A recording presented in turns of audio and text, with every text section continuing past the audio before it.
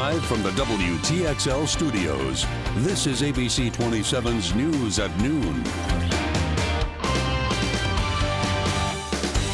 Welcome here to the News at Noon. We begin with a Tallahassee man facing 31 counts of child pornography after authorities say they found the images on the man's hard drive. Good afternoon. I'm Greg Angel. And I'm Kelly Bartoli. Thanks for joining us here on the News at Noon. Douglas James Arthur turned himself in and posted bail late Friday evening. Now, back in April, the National Center for Missing and Exploited Children found 5 images of child porn on his Microsoft SkyDrive. According to court documents, 26 more images were found after a search at his home. Authorities also reported numerous other images were found and that there were 2 computers that still need to be searched. Meanwhile, Kelly, a Florida A&M University student's been arrested, accused of sexual assault. Take a look at this, man. A female student says 18-year-old Amani Koch told her to come by his Palmetto Street apartment, pick up a pair of headphones he had borrowed from her. But then, apparently, investigators say that he wouldn't leave her alone.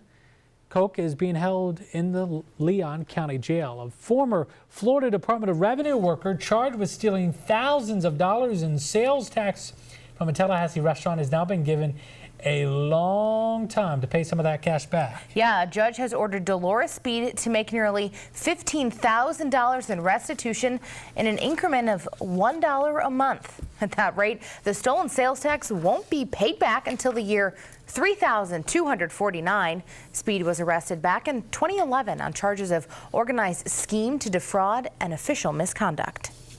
With me having the permit and allowing what they're doing with this permit, I think it's a great thing because it'll have more people protected if in a situation like that, and it might discourage these people to actually come in to come in and not do this.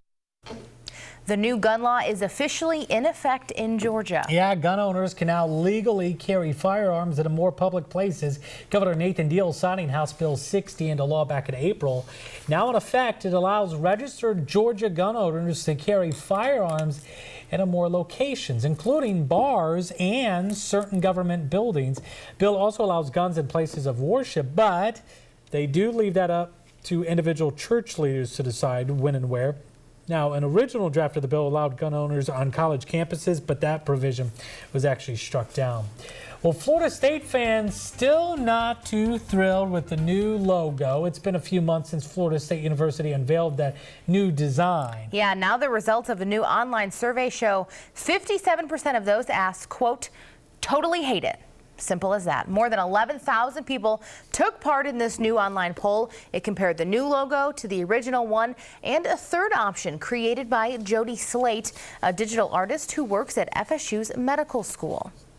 Now, of all those taking part in the poll, 50% preferred the original logo. The one designed by Slate came in second, with 42% picking that one. And the new logo only had about 7.6% of the vote. Wow. Yeah, we asked your thoughts on the logos. Kirk Sanders wrote on the WTXL Facebook page. Here's what he said. I will have to go with everyone that likes the old one better, but if you're going to change it, I like the Elvis one best. There you go. Rachel Allen says, I like the old one just because it's classic. Why fix what's not broken? By the way, if you want to see all the results of the survey, we've made it easy for you. Just visit WTXL.tv for a link there. And of course, I guess no matter the opinion right now, it is what it is. And it's here to stay. Interesting to see, too, that it wasn't even, yes, they loved the old one best, but the one that the other student designed, they still like that one, too. So it's not so much the change. I think it's maybe it was too modernized. Yeah, so perhaps. Online we have all 3. You can look at them and read.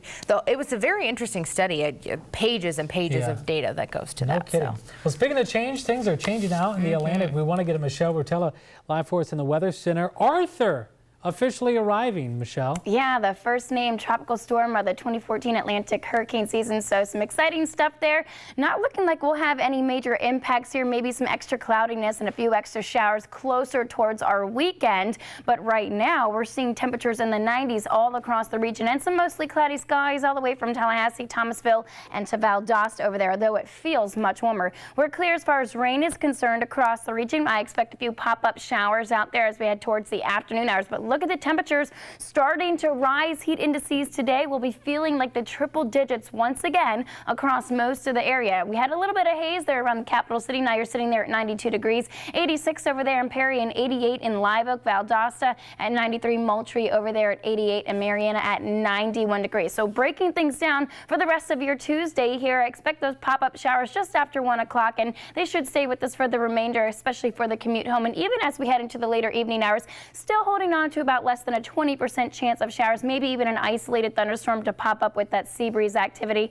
High temperatures still rising to around 98 degrees, and as I mentioned, feeling like the triple digits, could feel around 105 as we head towards the later afternoon hours. And it's a very warm evening ahead of us once again, muggy and humid as well. Even around 10 o'clock will still be in the 80s. I'll give you more details on the tropics and what's heating up out there coming up in just a few minutes, guys.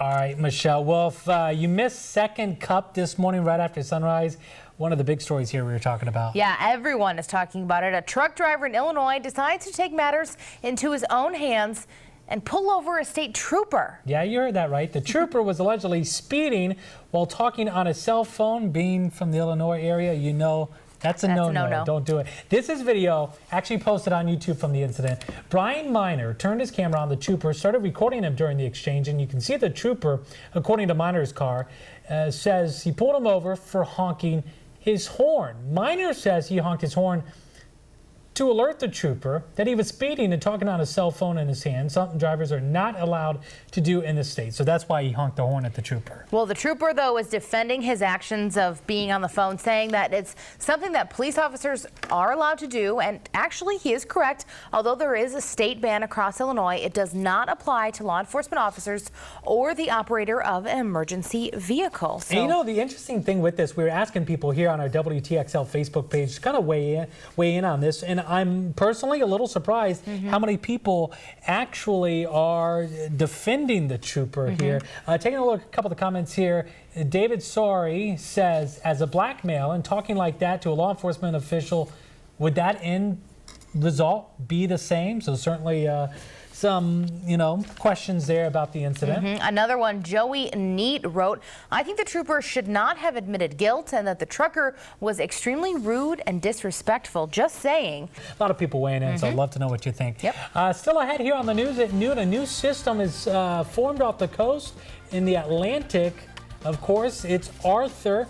Michelle, she'll have much more for us coming up in moments. Plus, the drama continues with LA Clippers owner Donald Sterling, what a new doctor is saying about his mental state. And don't forget to check us out this Friday. We're taking a road trip this week, all about Tallahassee. Fun begins on sunrise at 5 a.m. I'm going to be live at Canopy Road Cafe on North Monroe Street. Then at noon, you can find me broadcasting out at Couche's Bayou Rouge on Thomasville Road, and Jade, Brad, Cass are going to be live with you all night long out at Tom Brown Park for the big fireworks show, the Independence Day celebration, which we're going to be streaming live online as well. Check it out. More details online, WTXL.tv.